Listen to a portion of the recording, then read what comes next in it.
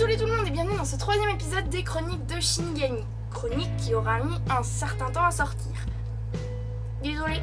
La dernière fois, c'est-à-dire il y a 6 mois, si t'as vu le syndrome Antoine Daniel, tout ça, je vous avais promis de ne pas parler de Matwan cette fois-ci, et je tiens mes promesses parce qu'on va parler d'un autre pairing de YouTube, Cyprien Squeezie. Certains l'auraient peut-être compris, je vais parler de la fanfiction qui a fait l'objet de la vidéo du mardi 12 janvier 2016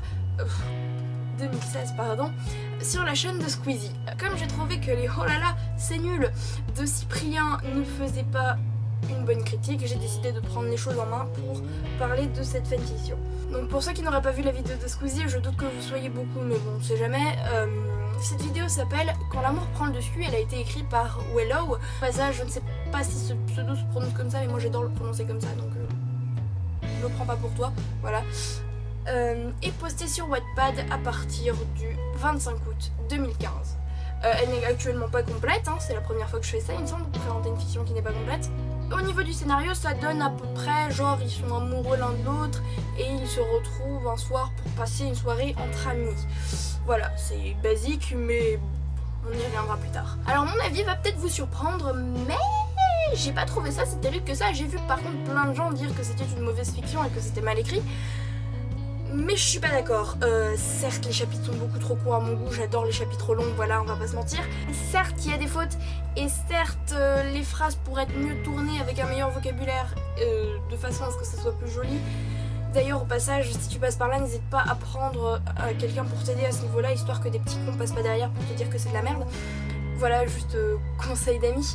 Et il y a aussi le fait que le scénario est assez basique, mais personnellement je me console en me disant qu'elle n'est pas tombée dans le cliché de à la fin de la soirée, ils étaient complètement bourrés. Ouais, je vous expliquerai peut-être dans une autre vidéo pourquoi je déteste ce genre de fanfiction, mais là c'est pas le sujet donc.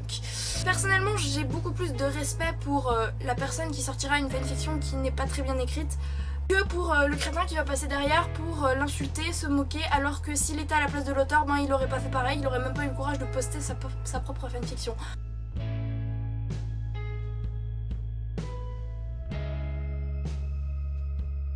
En parlant de ce genre de crétin, je ne sais pas par quel côté attraper le bébé, du coup je vais juste dire ça.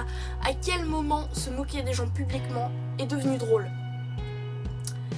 Et puis, qu'est-ce qui est passé par la tête de tous les gens qui ont mis un pouce bleu? Je me calme en me disant que l'auteur a pas l'air de l'avoir trop mal pris. Même je dirais même qu'elle ou il d'ailleurs était plutôt contente. Attention, le panda va s'énerver. C'est pas ce qui me dégoûte le plus entre les tons faussement niais pris par les deux youtubeurs pendant toute la vidéo, ou alors les rires quasiment incessants qui genre durent toute la fanfiction, ils sont en PTDR, tu sais, genre c'est la chose la plus drôle du monde.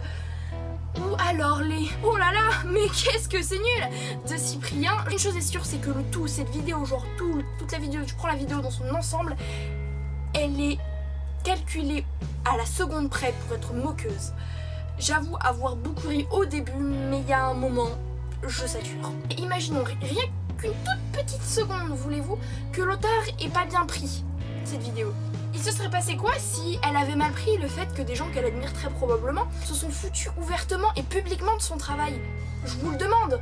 J'ai vu certaines personnes sur YouTube dire que c'est pas parce qu'ils sont connus qu'ils doivent retenir leurs mots pour éviter de vexer. Bah si, t'as de la notoriété, tu fais attention à ce que tu dis. Bon, pour conclure, j'ai vu pas mal de gens dire que toutes les personnes qui ont mis un pouce rouge sont des homophobes. Et ben non. Je m'appelle Marie, j'ai 15 ans, je suis yaoïste et bisexuelle assumée et j'ai mis un pouce rouge à cette vidéo. Voilà, j'espère que vous avez aimé ma vidéo.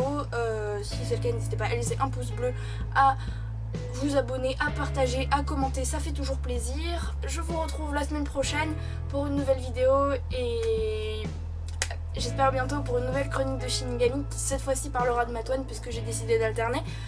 Voilà, je vous fais des bisous, merci d'avoir regardé. Ciao, bye bye.